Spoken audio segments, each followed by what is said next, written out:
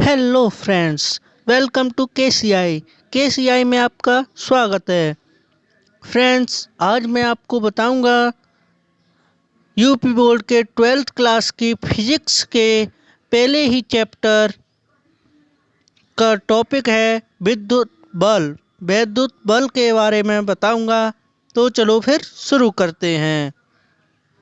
देखो, विद्युत बल में एक प्लस होता है, एक माइनस होता है, और ये एक तरह से ये इनमें खिंचाव होता है एक दूसरे की तरफ। चलो फिर अब शुरू करते हैं, इसकी परिभाषा के पे ध्यान देते हैं।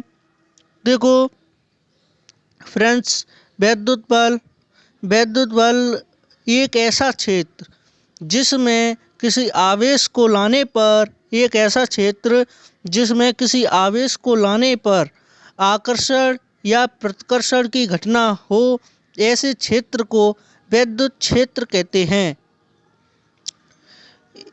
ऐसा क्षेत्र जिसमें किसी आवेश को लाने पर आकर्षण या प्रतिकर्षण की घटना हो, ऐसे क्षेत्र को विद्युत क्षेत्र कहते हैं। जबकि लगने वाले बल को विद्युत बल कहते हैं। विद्युत बल को F से व्यक्त करते हैं, अर्थात विद्युत बल F बराबर आवेश Q गुणा विद्युत क्षेत्र E। विद्युत बल बराबर आवेश Q गुणा विद्युत क्षेत्र E। F बराबर Q गुणा E। इसका वेक्टर रूप है F वेक्टर बराबर Q E वेक्टर। ये इसका वेक्टर रूप है और ये विद्युत बल का सूत्र है। अब है, ये बहुत इम्पोर्टेंट टॉपिक है, विद्युत बल रेखाएं। विद्युत बल रेखाएं, अब इस पर ध्यान देते हैं। किसी विद्युत क्षेत्र में खींची गई एक ऐसी काल्पनिक पृष्ठ, किसी विद्युत क्षेत्र में देखो विद्युत बल रेखाएं आपकी ऐसी होती हैं। ये आपकी विद्युत बल रेखाएं हैं, ये विद्युत बल रेखाएं हैं। ये कभी एक दूसरे को नहीं काटती हैं। किसी विद्युत क्षेत्र में खींची गई एक काल्पनिक पृष्ठ जिसके किसी बिंदु से खींची गई स्पर्श रेखा विद्युत क्षेत्र को प्रदर्शित करती है, उसे विद्युत बल रेखा कहते हैं। किसी विद्युत क्षेत्र में खींची गई वह काल्पनिक पृष्ठ जिसके किसी बिंदु पर खींची गई स्पर्श रेखा विद्युत क्षेत्र को प्रदर्शित करती है, उसे विद्युत बल कहते हैं, उसे विद्युत बल रेखा कहते हैं। ठीक है। अब नोट पॉइंट है आपका नंबर 1। विद्युत बल रेखा प्लस से चलकर माइनस पर समाप्त होती हैं। विद्युत बल रेखा हैं प्लस से चलकर माइनस पर समाप्त हो जाती हैं। और ये है, जिन स्थानों पर विद्युत बल रेखाएं पास पास होती हैं वहाँ विद्युत क्षेत्र ज़्यादा होता है, और जिन स्थानों पर विद्युत बल रेखाएं दूर दूर होती हैं वहाँ विद्युत क्षेत्र कम होता है। जिन स्थानों पर विद्युत बल रेखाएं पास पास होती हैं वहाँ विद्युत क्षेत्र ज़्यादा होता है, और जिन स्थानों पर विद्युत बल रेखाएं दूर दूर होती हैं वहाँ विद्युत क्षेत्र कम होता है। अब देखिए,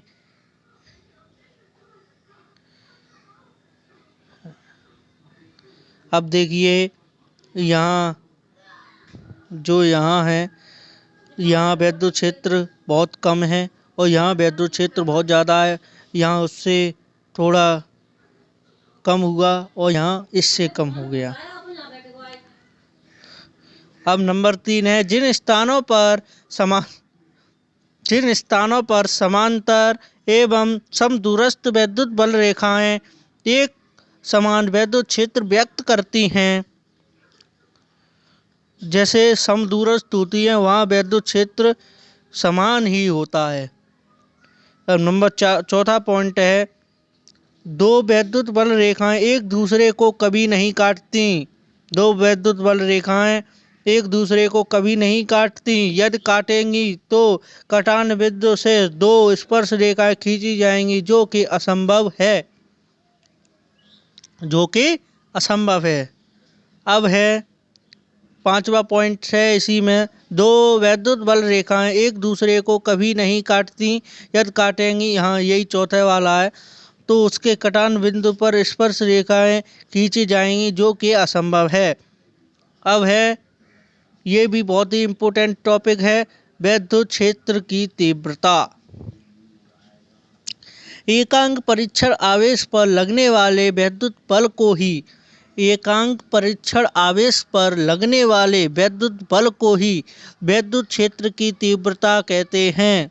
दोबारा से बता रहा हूँ, एकांक परीक्षण आवेश पर लगने वाले विद्युत बल को ही विद्युत क्षेत्र की तीव्रता कहते हैं। इसे F से व्यक्त करते हैं, इसे E से व्यक्त करते हैं, अर्थात विद्युत क्षेत्र की तीव्रता E बराबर F/Q0। ठीक है। अब है, ये तो इसकी परिभाषा हो गई। अब है, इसमें Q0 है परीक्षण आवेश, इसका मात्रक है न्यूटन प्रति मीटर और वोल्ट प्रति मीटर। इसकी विमा है ml T-3 A-1 और MKS पद्धति में इसका मात्रक है kg मीटर प्रति सेकंड क्यू एम्पियर। राशि है, ये सदिश है। विद्युत क्षेत्र की तीव्रता सदिश राशि है।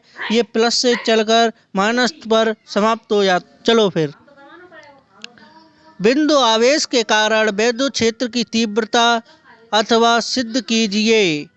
ये तो चलो बिंदु आवेश के कारण है, वो अक्षरीय स्थिति में अभी थोड़ी देर में मैं आपको बताऊंगा। बिंदु आवेश के कारण विद्युत क्षेत्र की तीव्रता आगे बताऊंगा, वो मैं अक्षरीय स्थिति वाला।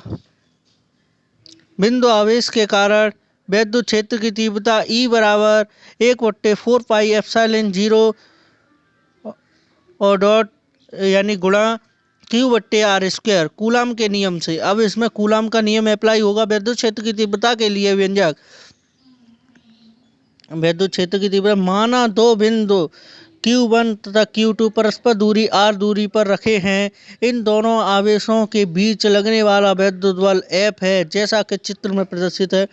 अब ये एक आवेश है, एक ये Q1 आवेश है, एक Q2 आवेश है, ये R दूरी पर रखे, इस पर लगने वाला बल F है। अब कूलाम का नियम होता है E बराबर, कूलाम का F बराबर 1/4 पाई एप्सिलॉन 0 Q1 और Q2/R²। तो हम इसको Q1 को Q मानेंगे, Q2 को Q0 मानेंगे, परीक्षण आवेश पर रख देंगे। देन F बराबर 1/4 पाई एप्सिलॉन 0 और ये Q1 की जगह Q और इसके Q2 की जगह Q0 कर देंगे और R² विद्युत बल की परिभाषा से। अब F की जगह पे हम Q गुणा E रख देंगे, तो समीकरण 1 व 2 से Q0 से Q0 कट जाएगा, तो आपकी आ जाएगी E बराबर 1/4 पाई एप्सिलॉन 0 और Q/R²। यह विद्युत क्षेत्र की, यह बिंदु आवेश के कारण विद्युत क्षेत्र की तीव्रता के लिए सूत्र है जाती है। अब है विद्युत द्विध्रुव की अक्षीय स्थिति में विद्युत क्षेत्र की तीव्रता। अब ये अक्षीय स्थिति में विद्युत क्षेत्र की तीव्रता है। चलो मैं इसको भी बहुत अच्छी तरीका से आपको समझाता हूँ। अब है, देखो ये मैंने आपको बता रहा था अक्षीय स्थिति में, अब है ये।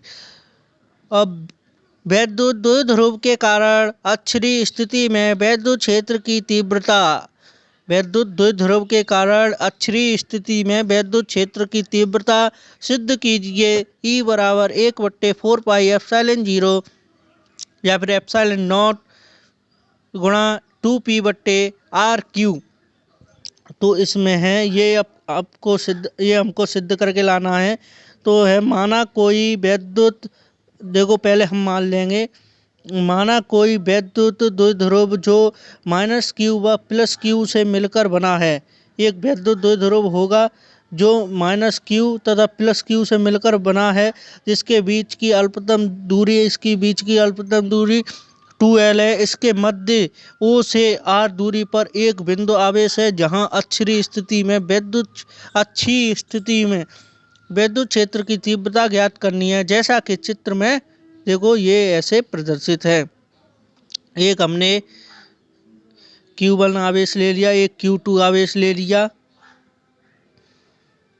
है, और इसकी दूरी है जो 2L है, और एक पॉइंट है P, वहाँ पर हमें विद्युत क्षेत्र की तीव्रता ज्ञात करनी है। तो -q के कारण विद्युत क्षेत्र की तीव्रता तो E बराबर 1/4πε0 Q/r²। तो ये होता है विद्युत क्षेत्र की तीव्रता। वैसे अब R की जगह R+L हमको रखना है। क्या रखना है? R+L रखना है। तो E बराबर 1/4πε0 और गुणा Q/R+L का स्क्वायर। ये आपका समीकरण 1 हो जाएगा। ये आपका समीकरण 1 हो जाएगा। तो दिशा है इसकी P से A की ओर, यानी ये A है तो इसकी दिशा इधर है, इधर। अभी इसकी दिशा इधर है, और प्लस, अब ये -q के कारण, अब +q के कारण जो विद्युत क्षेत्र की तीव्रता होगी, अब है +q के कारण विद्युत, इसी प्रकार +q आवेश के कारण विद्युत क्षेत्र की तीव्रता। तो E बराबर 1/4πε0 Q/r² है। तो अब हम R-L रखेंगे +q के लिए, -R-L। तो E बराबर 1/4πε0 Q/R-L का Q, इसकी दिशा है B से P की ओर। इसकी दिशा अब ऐसे चल रही है, ठीक है। अब अतः दोनों के परिणाम ही निकालेंगे।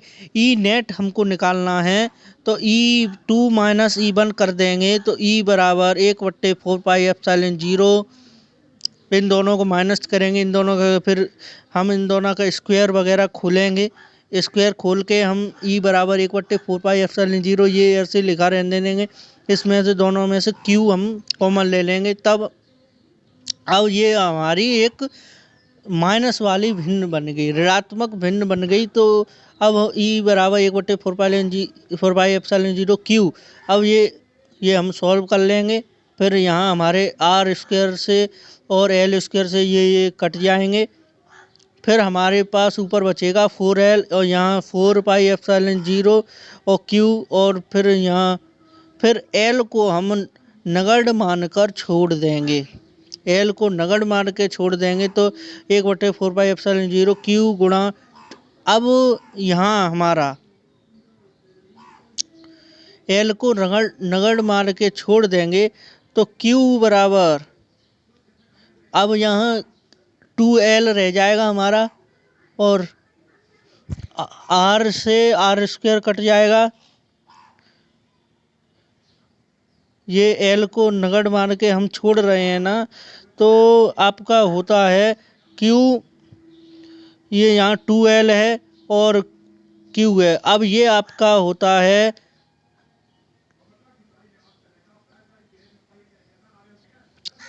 ये आपका विद्युत बल आघूर्ण होता है।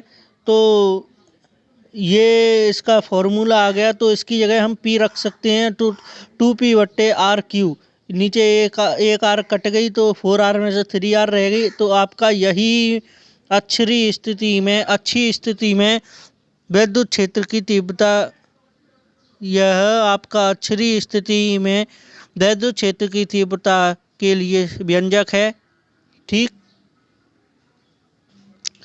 अब है हमारा अगला टॉपिक, एक समान विद्युत क्षेत्र में रखे विद्युत द्विध्रुव पर आरोपित बल आघूर्ण अथवा सिद्ध कीजिए बल आघूर्ण टाउ बराबर P sin थीटा। टाउ बराबर P sin थीटा। तो अब इसे शुरू करते हैं। माना एक समान विद्युत क्षेत्र E में कोई विद्युत द्विध्रुव ए वी विद्युत क्षेत्र की दिशा में थीटा कोण पर रखा है, जैसा कि चित्र में प्रदर्शित है। ये देख रहे हैं आप, ये इंक्लाइंड रख दिया है। इंक्लाइंड का मतलब जानते हैं, ये किसी कोण पे रखा हुआ है, तो ये थीटा कोण है। और ये इसकी दूरी, इसकी ऊंचाई है r, और ये माइनस की हुई, ये प्लस की हुई, इसकी दूरी है 2l हैं।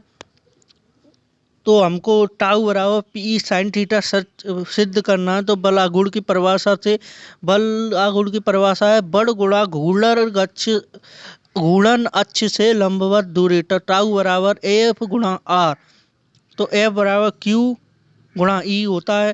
तो टाउ बराबर क्यू ई आर, तो साइन थीटा बराबर एल बट्टे के हो जाता है, तो आर बट्टे एल। तो ये हो गया आर बराबर 2l साइन थीटा। अब यहाँ हम देखेंगे क्यू गुणा ई गुणा 2l साइन थीटा, तो टाउ बराबर क्यू गुणा 2l गुणा ई साइन थीटा।